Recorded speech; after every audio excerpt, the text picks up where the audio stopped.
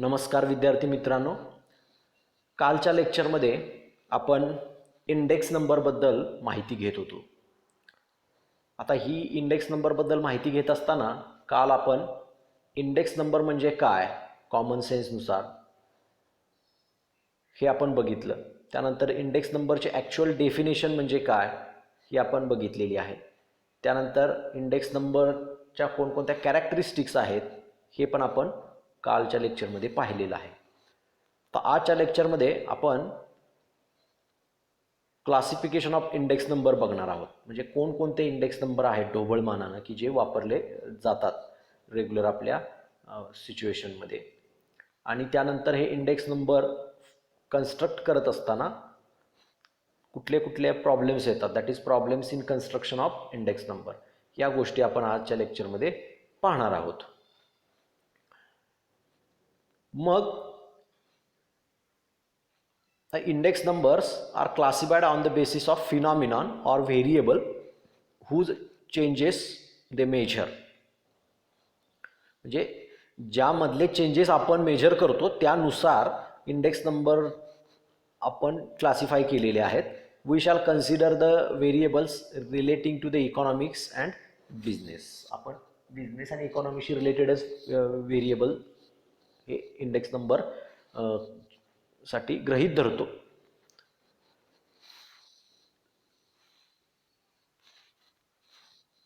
आणि त्यानुसार तुमचा इंडेक्स नंबर क्लासिफाय होतो. आता त्यातला पहिला जो इंडेक्स नंबर आहे तर त्याला आपण प्राइस इंडेक्स नंबर असं म्हणतो.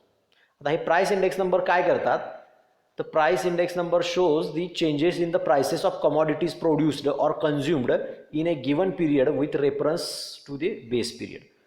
म्हणजे हे इंडेक्स नंबर आपल्याला एखाद्या कमॉडिटीच्या प्राइसेस, म्हणजे ती कमॉडिटीज प्रोड्यूस केल्या म्हणजे निर्माण केल्या किंवा त्या आपण वापरल्या तर त्यांच्या प्राइसेस बद्दलचा चेंज जो आहे with reference to the base period, तर तो आपल्याला चेंज प्राइस इंडेक्स नंबरवरून लक्षात येतो. प्राईसमधला चेंज, मग ते कमॉडिटीची प्राइस प्रोड्यूस केलेल्या कमॉडिटीची प्राइस असो किंवा कंझ्युम केलेल्या कमॉडिटीची प्राइस असो in a given period with reference to base period, तो चेंज आपल्याला प्राइस इंडेक्स नंबरवरून लक्षात येतो. So index numbers firstly classified is a price index number. Second type of classification or second type of index number is quantity index number. It shows the changes in the quantity of good produced or consumed or purchased in a given period with reference to the base period. म्हणजे quantities आपण त्याला काय म्हणतो मराठीमध्ये, तर नग ज्याला आपण म्हणतो. एखादा आंबा असतो तर आंबा आपण जसे 12 डझन म्हणतो, म्हणजे 12 आंबे, 1 डझन म्हणजे 12 आंबे असतात. तर 12 इज द क्वांटिटी. सो एखाद्या कमॉडिटीची जी क्वांटिटी आहे ती क्वांटिटी त्याला आपण म्हणतो गुड्स, क्वांटिटी ऑफ गुड्स म्हणजे कमॉडिटी. थोडक्यात कुठल्याही मालाची क्वांटिटी किती प्रोड्यूस केली, किती कंझ्युम केली किंवा किती खरेदी केली, परचेस केली दोन वेगवेगळ्या टाईम पिरियड्समध्ये, तर त्यामधला जो चेंज आहे तो आपल्याला क्वांटिटी इंडेक्स नंबरनं दाखवला जातो किंवा त्याच्यावरून आपल्याला लक्षात येतो. Next, value index number. This index number shows the changes in the values of commodity in a given period with reference to base period. म्हणजे दोन वेगवेगळ्या टाइम पिरियडला तुमच्या जे काय कमॉडिटीच्या व्हॅल्यू असतील, value can be calculated with product of price and quantities. So values मधला हा दोन वेगवेगळ्या डिफरंट टाइम पिरियड मधला जो चेंज आहे तो व्हॅल्यू इंडेक्स नंबरनं आपल्या लक्षात येतो. म्हणजे 2005 साली काय व्हॅल्यू होती एखाद्या पर्टिक्युलर कमॉडिटीची आणि आता 2020मध्ये काय व्हॅल्यू आहे हे वापरून आपण एक इंडेक्स नंबर काढतो आणि त्याच्यावरून लक्षात येतो की व्हॅल्यूमध्ये काय आपल्याला चेंज झालेला आहे. पॉझिटिव्ह चेंज आहे, निगेटिव्ह चेंज आहे, म्हणजे इन्क्रीज झाली व्हॅल्यू, डिक्रीज झाली व्हॅल्यू एखाद्या पर्टिक्युलर कमॉडिटीसाठीची, तर ती आपल्याला त्या व्हॅल्यू इंडेक्स नंबरवरून लक्षात येते. Okay, so this where the classification of index number. अशा पद्धतीने इंडेक्स नंबर 3 टाईपमध्ये क्लासिफाय केले जातात. एक price index number, second quantity index number आणि थर्ड व्हॅल्यू इंडेक्स नंबर. आता मग वेगवेगळ्या स्टॅटिस्टिशियननी किंवा मॅथमॅटिशियन्स सायंटिस्टनी वेगवेगळे इंडेक्स नंबर डिराईव्ह केलेले आहेत. मग ते काही प्राइस इंडेक्स नंबर आहेत, काही क्वांटिटी इंडेक्स नंबर आहेत, काही व्हॅल्यू इंडेक्स नंबर आहेत. फक्त ते त्या टाईपच्या अंडर तुम्ही वापरू शकता. म्हणजे एक पर्टिक्युलर तो काय करतोय, प्राईसमधला चेंज जो आहे तो प्राईसमधला चेंज दाखवतोय, so it is a price index number. हा इंडेक्स नंबर क्वांटिटीमधला चेंज दाखवतोय, तर this is a quantity index number. अशा पद्धतीनं आपण काय करू शकतो, त्यांचं क्लासिफिकेशन करू शकतो वेगवेगळ्या index नंबर्सचं.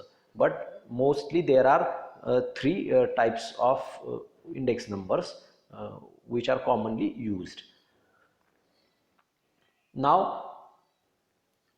We are going to see the problems in construction of index number. म्हणजे आता आपण जर इंडेक्स नंबरचे टाइप्स बघितले तर हा इंडेक्स नंबर आपण ज्यावेळेला कन्स्ट्रक्ट करतो, म्हणजे त्याचा फॉर्म्युला वगैरे किंवा कॅल्क्युलेट करतो एखादा इंडेक्स नंबर, त्यावेळेला कॅल्क्युलेट करत असताना आपण त्याची व्हॅल्यू काढतो. तर ती व्हॅल्यू ज्यावेळेला आपल्याला मिळते, ती value should be a proper representative of that particular phenomenon असायला पाहिजे. पण ती कधी कधी मग असत नाही का, तर त्यामध्ये काहीतरी तो काढत असताना बरेचसे प्रॉब्लेम येतात आणि ते प्रॉब्लेममुळं तुम्हाला ती काय होतं, तिथं तो इंडेक्स नंबर कॅल्क्युलेट करता येत नाही किंवा तो that will be not a proper representative of particular phenomenon. Okay, तर ते कुठले प्रॉब्लेम्स आहेत हा इंडेक्स नंबर काढत असताना आपल्याला येतात, कन्स्ट्रक्ट करत असताना येतात. तर एक म्हणजे purpose of index number. Whenever we are going to construct a index number, our purpose should be unambiguous. म्हणजे आपला पर्पज क्लिअर पाहिजे. We should keep our purpose clear for which we are going to construct the index number. जो index number आपण काढतोय तो कशासाठी काढतोय हे आपल्या आधी गोष्ट क्लिअर पाहिजे. कशासाठी काढतोय हे लक्षात आल्यानंतर मग पुढच्या गोष्टी आपल्याला व्यवस्थितपणानं करता येऊ शकतात. कुठल्या सिच्युएशनसाठी आपण काढणार आहे, कोणत्या 2 टाईम पिरियड आहेत, कुठले जिओग्राफिकल आहे 2 एरिया, त्यानंतर त्यातून आपल्याला काय काढायचं आहे, हे सगळा जो पर्पज आहे, कशासाठी आपल्याला तो काढायचा इंडेक्स नंबर नेमका, तर ह्या गोष्टी सगळ्या ज्या आहेत त्याचा पर्पज आपल्याला क्लिअर पाहिजे. सो त्यावरून आपल्याला मग लक्षात येतं. आपला पर्पजच क्लिअर नसेल, मला प्राईससाठी काढायचं आहे आणि आपण क्वांटिटीच्या सगळ्या डेटा गोळा करायला मध्ये सुरुवात केली तर उपयोग होणार नाही. Our purpose should be unambiguous or clear, आपण असं म्हणतो. तर तो पर्पज पहिल्यांदा इंडेक्स नंबरचा क्लिअर पाहिजे, नाहीतर आपल्याला मग इंडेक्स नंबर जो आपला काढेन आपण कसाही, तर that will be not a proper representative or that will not reflect whatever things we are going to measure or whatever changes we are going to measure.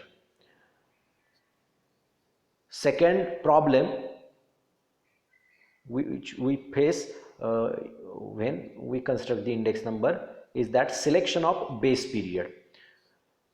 आता हा बेस पिरियड म्हणजे काय, ज्याच्याशी कंपेअर करून आपण index number काढतो, ज्या time पिरियडशी, त्याला आपण बेस पिरियड म्हणतो. हे आपण वरती बघितलंय. आणि ज्या टाइम पिरियडसाठी इंडेक्स नंबर काढतो आत्ताच्या ज्या टाइम पिरियडसाठी, त्याला आपण करंट पिरियड म्हणतो. आता हे सिलेक्शन ऑफ बेस पिरियड जो आहे, तो बेस पिरियड सिलेक्ट करताना आपल्याला प्रॉब्लेम येऊ शकतो. म्हणजे बेस पिरियड सिलेक्ट करताना प्रॉब्लेम येऊ शकत नाही, पण बेस पिरियड आपण जो काही सिलेक्ट करू त्याच्यामुळं तुमच्या इंडेक्स नंबरच्या व्हॅल्यूमध्ये फरक पडू शकतो. त्यामुळं तो एक प्रॉब्लेम आहे इंडेक्स नंबर कन्स्ट्रक्ट करत असताना. आता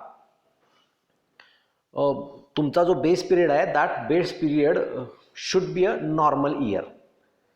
ज्याच्याशी आपण कंपेअर करणार आहोत आत्ताच्या सगळ्या गोष्टी, क्वांटिटीज असो, प्राइस असो, काय असो, तर तो जो पिरियड आहे, period used for the comparison or year used for the comparison, that year should be a normal year. Normal year म्हणजे काय, the period free from the abnormalities like inflation, depression, war, epidemics, pandemics, earthquake, volcano, tsunami etcetera. म्हणजे आता तुम्ही बघा current situation आपली काय आहे, तर current situation is pandemic situation, COVID pandemic situation. So this COVID pandemic सिच्युएशनमध्ये काय होतात तुम्हाला लक्षात आलं असेल, बऱ्याच गोष्टींच्या प्राइसेस किंवा आपलं प्रोडक्शन बऱ्याच इंडस्ट्रीच्या हे काय झालेलं आहे, काही प्राइसेस वाढलेल्या आहेत, महाग झालेले आहेत कारण वस्तू मिळत नाही आहेत, त्यामुळं प्रोडक्शन घटलेलं आहे. त्यामुळं ह्या पॅन्डेमिक सिच्युएशनमधला जो काही काळ आहे त्यावेळच्या गोष्टींचं कंपॅरिझन आपण दुसऱ्या वेळच्या नॉर्मल इयरला करू शकत नाही, कारण इथं बऱ्याच ॲबनॉर्मल कंडिशन सिच्युएशन असतात. त्यामुळं आपला जो बेस पिरियड आहे तो कसा असला पाहिजे, नॉर्मल इयर असलं पाहिजे. म्हणजे त्यामध्ये यापैकी इथं एक्सप्लेन केलेल्यापैकी कोणतीही ॲबनॉर्मॅलिटी जी म्हणतो आपण ती असता कामा नये त्या इयरमध्ये. कुठं भूकंप झालेला असू नये, सुनामी आलेली असू नये, कुठं पॅन्डेमिक असू नये, कुठं महागाई वाढलेली असता कामा नये त्या काळात, डिप्रेशन असता कामा नये, युद्ध परिस्थिती असता कामा नये. असं सिच्युएशन ज्या इयरला नसेल ते इयर म्हणजे तुमचं नॉर्मल इयर आपण त्याला म्हणतो, आणि that should be taken as base period. अशा पद्धतीचा पिरियड तुम्ही बेस पिरियड म्हणून गृहीत धरू शकता. And also it not be too far or in the past. म्हणजे जुन्या खूप लांबचं ते इयर असता कामा नये आणि खूप जवळचंही असता कामा नये, जेणेकरून आपल्याला जो चेंज तुमच्या इंडेक्स नंबरमध्ये रिफ्लेक्ट व्हायला पाहिजे तो प्रॉपर रिफ्लेक्ट होणार नाही जर आपण खूप लांबचा किंवा जवळचा इंडेक्स नंबर आपण बेस पिरियड आपण गृहीत धरला तर. Index number for base period with respect to itself is always 100. म्हणजे बेस पिरियडचा index number for base period is always equal to 100. म्हणजे बेस पिरियडचं कंपॅरिझन त्याच इयरशी आपण केलं तर आपल्याला जो इंडेक्स नंबर आढळतो तो 100% किंवा 100 आढळतो. ओके, म्हणजे तिथं काहीच चेंज झालेलं नाही असा अर्थ होतो त्याचा. So this is the problem in selection of base period. म्हणजे तुम्ही जर असा ॲबनॉर्मल इयरचा जर डेटा गोळा केला किंवा ॲबनॉर्मल इयरचा तुम्ही बेस पिरियड घेतला तर मात्र तुमचा जो इंडेक्स नंबर काढाल तुम्ही that will not reflect the proper changes in the phenomenon. Next problem is selection of commodities. आता कमॉडिटी सिलेक्शनचा पण काहीतरी प्रॉब्लेम तुमच्या इंडेक्स नंबर कन्स्ट्रक्ट करत असताना येऊ शकतो. म्हणजे तुम्ही कमॉडिटीज जर प्रॉपर सिलेक्ट केल्या नाहीत, म्हणजे तुम्ही एखाद्या पर्टिक्युलर प्राईससाठी इंडेक्स नंबर काढताय किंवा एखाद्या पर्टिक्युलर कमॉडिटीसाठी काढताय किंवा कॉस्ट ऑफ लिव्हिंग काढताय तुमचे मिडल इन्कम फॅमिलीसाठीची, तर तुम्ही त्यामध्ये लक्झरियस कोणत्याही कमॉडिटीज घेऊन चालणार नाही. आणि तुम्ही लक्झरियस कमॉडिटीज घेतल्या तर मग तो उगाच डेटा तुमचा वाढेल आणि त्याचा काही उपयोग तुमच्या कॅल्क्युलेशनमध्ये होणार नाही. That data should be relevant and that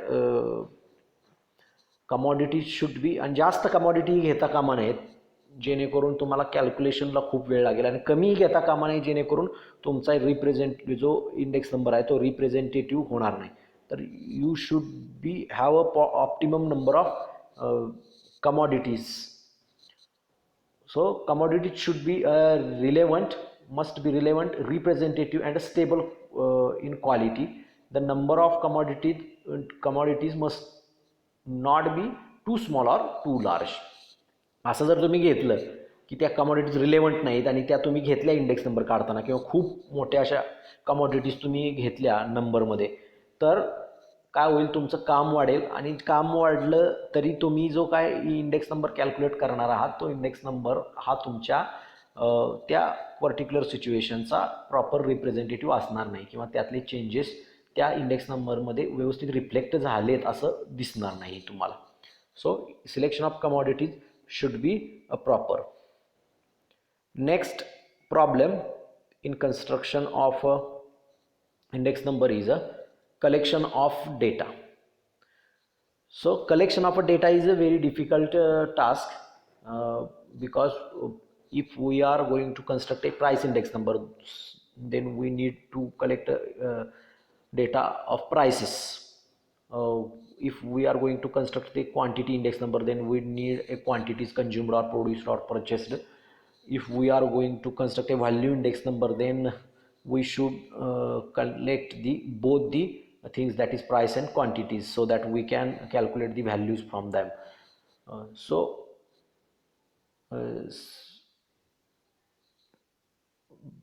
असा डेटा तुम्ही कलेक्ट करत असताना काय होतं, आपल्याला समजा होलसेल इंडेक्स नंबर काढायचा असेल तर होलसेल आपल्याला प्राइसेस घ्यायला पाहिजे.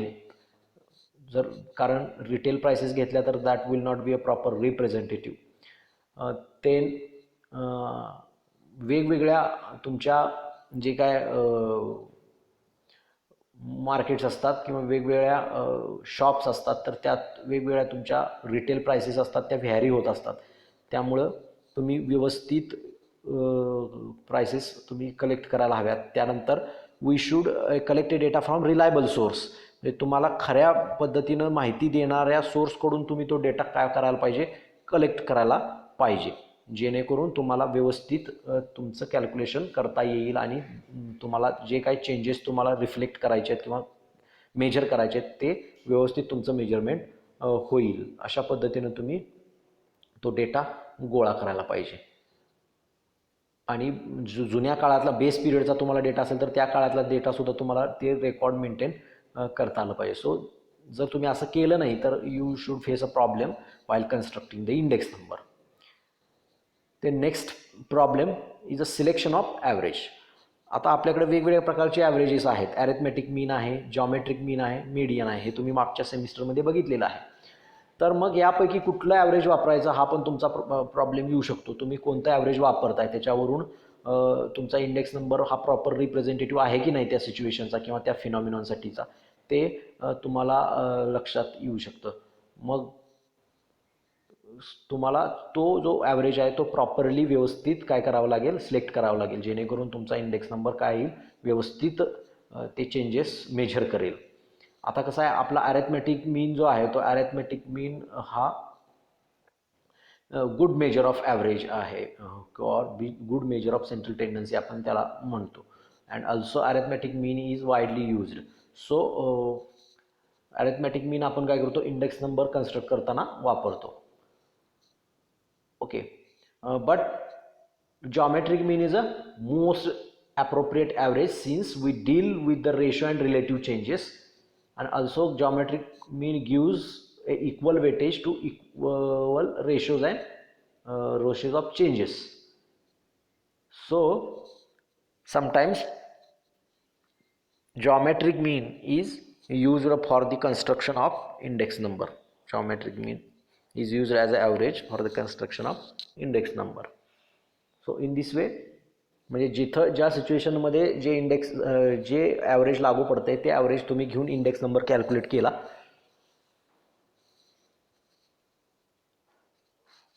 तर आणि तरच तुमचा तो इंडेक्स नंबर आहे that will be the proper representative. Next, selection of suitable weights. कधी कधी काय होतं की ज्यावेळा आपण समजा एखादा कंझ्युमर प्राईस इंडेक्स नंबर काढतोय किंवा त्यालाच cost of living index number म्हणतोय, ऑफ पुअर फॅमिलीज काढतोय आपण, किंवा cost of living index number काढत असू तर माणसाला जगण्यासाठी ज्या ज्या गोष्टी कमोडिटीज लागतात त्यांचा आपण त्यामध्ये विचार करणार आहोत, बरोबर. पण जगण्यासाठी जेवढ्या प्रमाणात तुम्हाला एखादे धान्याची प्रॉडक्ट्स लागतात तेवढ्या प्रमाणात तुम्हाला कॉफी किंवा ह्याची गरज नसते, सिगारेट म्हणा, कॉफी किंवा त्यांची गरज नसते. मग ह्या सगळ्यांना जर आपण एका ह्याच्यामध्ये बास्केटमध्ये घेतलं तर that will not correct.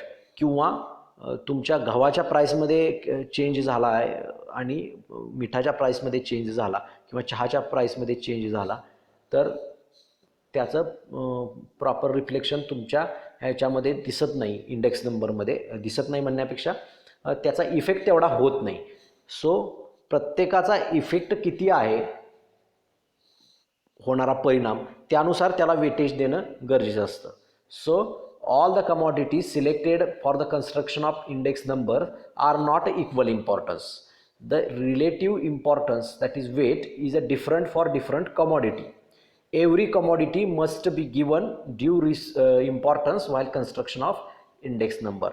The problems of weights has been solved by different people by considering the volume of commodities processed or consumed. म्हणजे वेगवेगळ्या कमॉडिटीचा जेवढा काही इम्पॉर्टन्स आहे त्या गोष्टीमध्ये त्या इम्पॉर्टन्स, त्याचा ड्यू इम्पॉर्टन्स देऊन तुम्ही जर इंडेक्स नंबर कॅल्क्युलेट केला तर that will be the proper representative of a data or proper representative of that particular changes.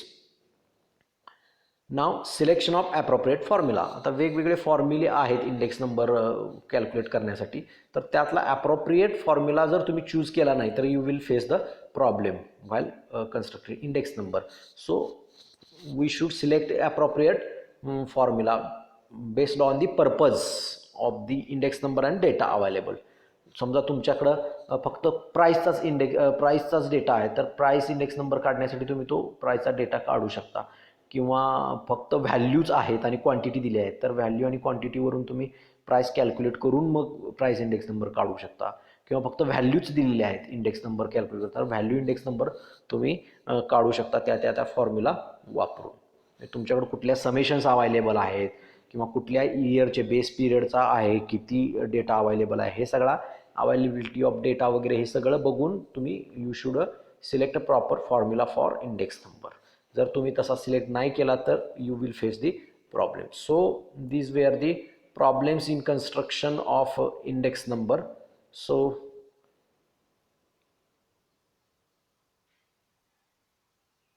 now we are going to see some notations used while constructing the index number. Index number construct करत असताना कुठले कुठले notations वापरतात जेणेकरून तुम्हाला पुढं index number काढताना लक्षात येईल. त्यातला पी जो आहे, small P is a price of a commodity म्हणून वापरला जातो. प्राइस डिनोट करण्यासाठी पी वापरला जातो. Small Q is used for denoting the quantity of the commodity. ती पर्टिक्युलर जी काही वस्तू असेल, कमॉडिटी असेल, त्याची क्वांटिटी दाखवण्यासाठी स्मॉल क्यू वापरला जातो. त्यानंतर व्ही म्हणजे value or expenditure of commodity, but V can be calculated by P into Q. P star Q दिले ना ते पी इंटू क्यू असं आहे ते. सो प्राईसला जर क्वांटिटीनं मल्टिप्लाय केली तर आपल्याला ती व्हॅल्यू मिळते, म्हणजे एक्सपेंडिचर ऑन पर्टिक्युलर कमॉडिटी आपल्याला लक्षात येतं. मग इथं दोन प्रकारचे पिरियड असतात. एक म्हणजे बेस पिरियड आणि दुसरा करंट पिरियड, हे आपण बघितले. तर बेस पिरियडची एखादी नोटेशन वापरायला झालं तर ते झिरो आपण वापरतो. म्हणजे बेस पिरियडची प्राईस वापरायची असेल तर P naught, P zero, P सफिक्सला झिरो असं वापरलं जातं. आणि करंट पिरियडची क्वांटिटी किंवा प्राईस वापरायची झाली आपण तर पी वन, पी सफिक्सला वन असं आपण ते वापरतो. सो अशा पद्धतीनं आपण 0 आणि 1 असे बेस पिरियड आणि करंट पिरियडला नोटेशन म्हणून वापरत असतो रिस्पेक्टिव्हली. त्यानंतर पी नॉट म्हणजे काय, तर price of commodity in the base year. P1 price of commodity in the current year. Q0 quantity of commodity in the base period.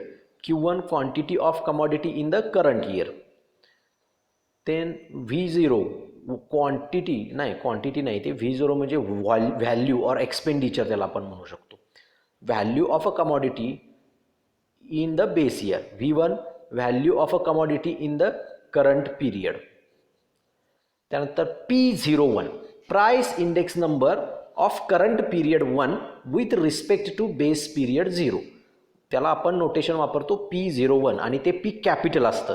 So capital P01 is a price index number PIN त्याचा short form आहे of a current period 1 with respect to base period 0. हेच तुम्ही vice वर्सा केलं P10 असं केलं तर काय करताय तुम्ही, इंडेक्स नंबर काढताय बेस पिरियडचा with respect to current period असा अर्थ आहे त्याचा.